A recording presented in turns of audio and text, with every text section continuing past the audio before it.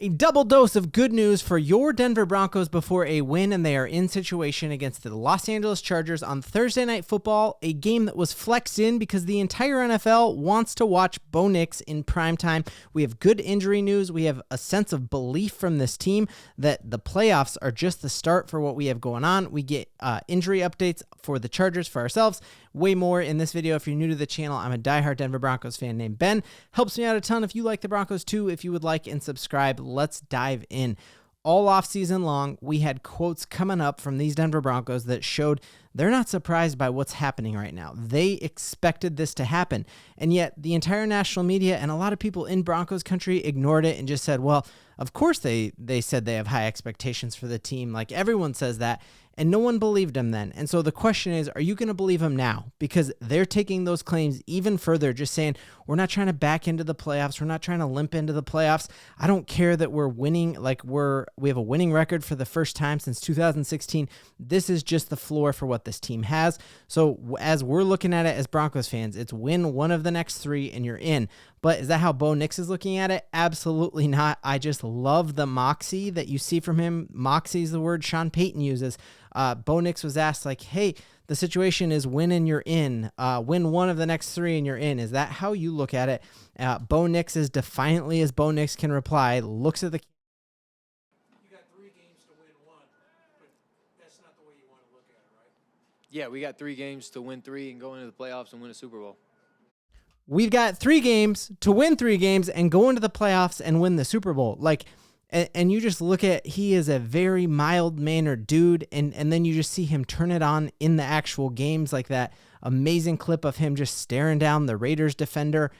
You hear his former coach at Oregon, Dane Lamping, come in and be like, yeah, Bo Nix seems really nice. You get his Christmas card in the mail, and then you see him between those white stripes on a football field, and this dude brings a level of intensity that he hasn't seen as a coach.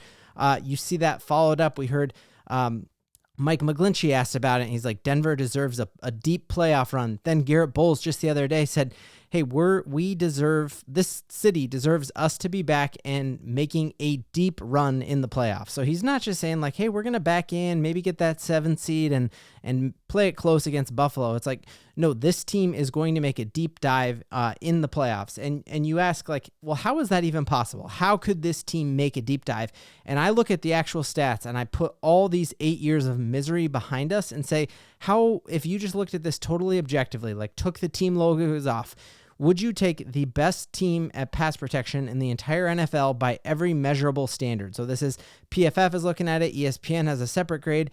SIS, I'm not sure. It's another grading system. We are the best offensive line when it comes to keeping our quarterback safe. We know Sean Payton has said so many times that the amount your quarterback is sacked, that's the cap at what your team can do in the playoffs. So you're saying, all right, on that measure, we are one of the best teams. We are the best team in the entire NFL. Then you look at, okay, what else is good about this team? Remove the team logo. Just look at it objectively. We are tied as the best defense for points per game that is allowed by this defense. And we are actually in a position here to do something we haven't done since 1989, which is be the top scoring defense, which is wild. So again, you're removing all of the Broncos logos and just looking at it objectively. We have one of the best special teams players in the entire football league. Marvin Mims just won AFC Special Teams Player of the Week. He truly changed that game by multiple returns. He made the Pro Bowl last year. You're just going to continue to see that. So either a punter kicks it out of bounds and gives us better field position, or you kick it to Marvin Mims and mess around and find out, and I don't think you're going to see that. Then you take a look at our health, and this is something that a few years ago, we were actually one of the most injured teams in the entire NFL. Part of that was because we had aging players, and we were one of the oldest teams in the NFL. Ryan Edwards from 850KOA pointed out that a few years ago, we actually were above the Detroit Lions. So this chart shows the percentage or the number of players you have on IR or out for the rest of the season. You got to scroll all the way down to the bottom to find the Denver Broncos only have 4 players on IR. Obviously, Singleton being the biggest one of those hits, and we've stepped up and found very good replacements and have kind of bided our time in that position. So only the Buffalo Bills have less players on IR. So again, removing this. Then you take a look at the fact that our rookie quarterback is going to continue to get better each and every game, and that we have scored over 25 points 10 times with him, and he's just going to figure it out, and more of that playbook is unlocked. The game slows down for him. He is doing things that Russell Wilson in year 10 never did, and he's doing it in his first year. And we're doing all of this without our run game getting going, and that is why this is even a possibility. So you say we have the best blocking O-line, we have one of the best special teams players, we have a rookie quarterback who's figuring it out, and then we have the best defense in the entire NFL. So this is a ranking of basically your defense success rate and EPA on play allowed. And you almost got to expand this graph out to just show how great these Denver Broncos are. What wins in the playoffs? It's your defense. Defense wins championships. Offense wins games. But look at this. You are saying that we are the best defense in the league. You look... I think there's a very solid case being made that Nik Bonitto will be the defensive player of the year. So he's got 2 house calls.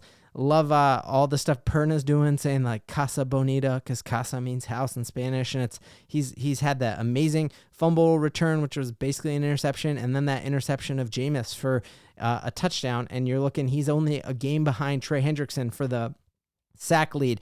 Then you got Cooper, you got Jonah Ellis popping off. We have an incredible inside pass rush with Roach and Allen and Dondre Tillman coming on. And then you just take a look at Pat Surtain being the best corner in football and the numbers that he is putting out there. It's just hard to even wrap your mind around how amazing he's playing. You look at his next gen stats here.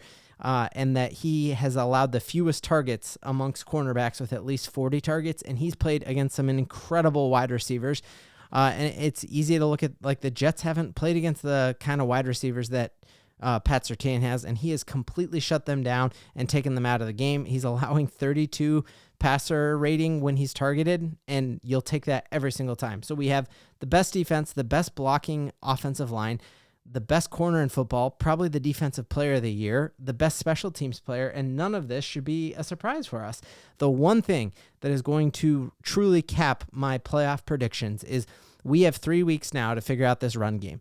I don't, for the life of me, understand how our offense can be the best passing offensive line and then struggle so much in the run game. And Sean Payton agrees, and he's like, hey, if we want to make a deep run in these playoffs, we have got to figure out the running back position. I actually think that the injury to Jaleel McLaughlin could shorten up our running back rotation, which might allow Audric Estime to kind of get forced to feed him because you just don't have that many carries to give, or let Javonte figure out, like, hey, does he have it? Or maybe call Tyler Bidet back up from the practice squad. But we have 3 weeks to figure this out. This is going to be an incredibly important thing. When you take a look at all of our statistics, we're in the top right of the graph, which you love to see with our defense, with our offensive line passing. You are in a place you do not want to be when it comes to our running back explosive rate and seeing Jaleel McLaughlin, Javonte Williams being down here at the bottom quadrant of that. You definitely don't want to see it.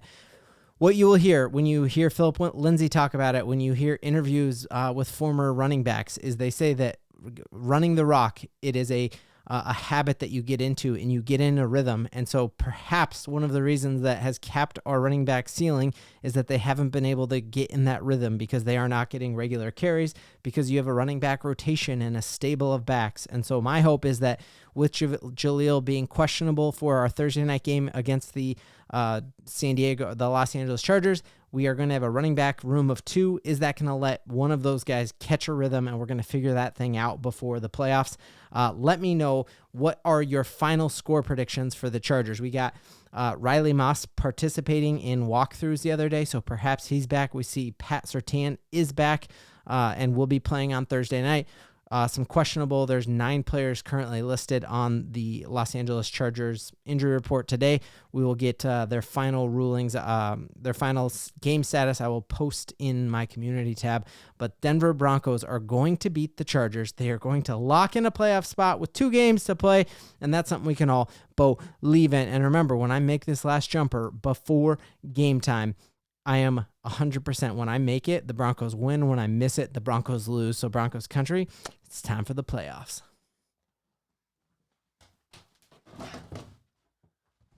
Couldn't leave it up to doubt.